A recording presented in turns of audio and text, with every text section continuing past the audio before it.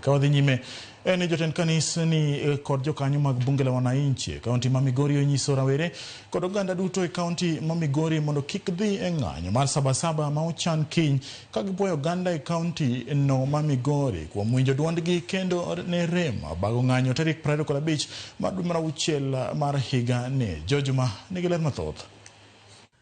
Mana kaka jokanyo mag bunge la wananchi e kaunti ma Migori kod jotend kanisa ne ogolo kwayo mar gin rawere mondo kik dhi e ng'anyo ma oto ne ng'anyo ma ochan tarik 25 mar dwe mar auchiel mar higa ni. Kwayo ma bende ne ochopo kare, jokanyo mag bunge la wananchi kaachiel kod jotend kanisa e kaunti ma Migori bende koro chako golo kwayo machal kod mae ka ikon rawere ne koro kik giwuog oko mondo gidhi e ng'anyo ma ochan tarik 7 mar dwe no bende ong'ere kaka Sabasaba. Ni kuyie ojende peduna kaka nubedo gi kwecha numoro wakendo nwalamu numang'eny ahinya kane wach Sabasaba chakre e ndalo machon, ndalo mag Moi nyaka sani onge gima waseyudo mana kethruok kod inyruok kod thoe makagi kacha. Koro wakwayo ni mondo nyithindwa oyie winje duondwa mondo waketuru kwe kik wadhi e ndara. To jogewa matimo wala yauru wala mondo dhi mbele.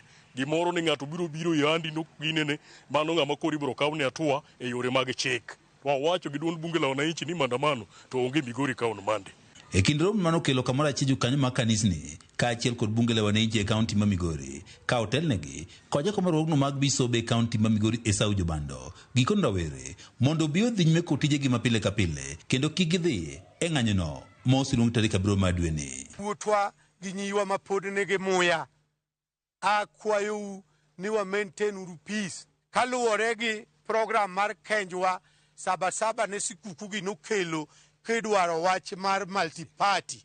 Kata kamano multiparty nyocha no waseyudo. Koro wakwayo ne Sabasaba ma Monday ng'ato ka ng'ato otimna tijene. Iro jomaundu moko kawuok to gibiro gi mondo to gidino ne ji kanyo to gimayo jok masafiri. Wakwayo ni gima kamano kik chak bedi. Nyiso ni kare jomaundu ema osebedo ka medo keto mach e wach mar dhi e ndara ka ji dhi e gomo. Koro wakwayo ni kwe mondo obedi. Bishop Jobando wane ngima rawere mathoth ne olal kendo mon mathoth ne okethi e piny Kenya e kinde ng'anyo manotimore tarik 25 mar dwe ma okalo e gwenge mopogore opogore pacho kae ka bende opuoyo rawere e kaunti ma Migori kuom rem mar wuok oko e dhi e ng'anyono. Watamre wach koko ei Migori, watamre wach koko ei Kenya nzima. Chokawa ka joma richo, joma dhi ndara, joma kia kata mana constitution, joma kia gima timo. To nyo wanyiso gini sasa wadhi ndara, wadhi ga agenda. Omiyo kanyo gineno ka piny wang to Migori oling thi mano ne maturity. Wagoero kamano ne vijende wa kuom weyo dhi ndara tarik 25.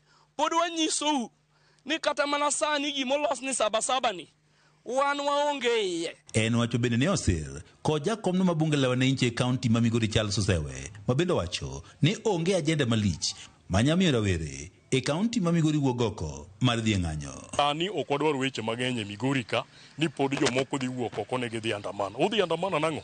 Wawacho gi dholuo maler ni wakwayo ni leaders magwa kuting'o wabunge, governors, senators gi women reps wuoguru oko mondo mi walandu wach mar kwendi together. Wadwaro ni police bende obed ng'at man gi kwe. Ok wadwa weche mang'eny mang bang'e to nyini ng'ato go risasi jomoko go tiya gas.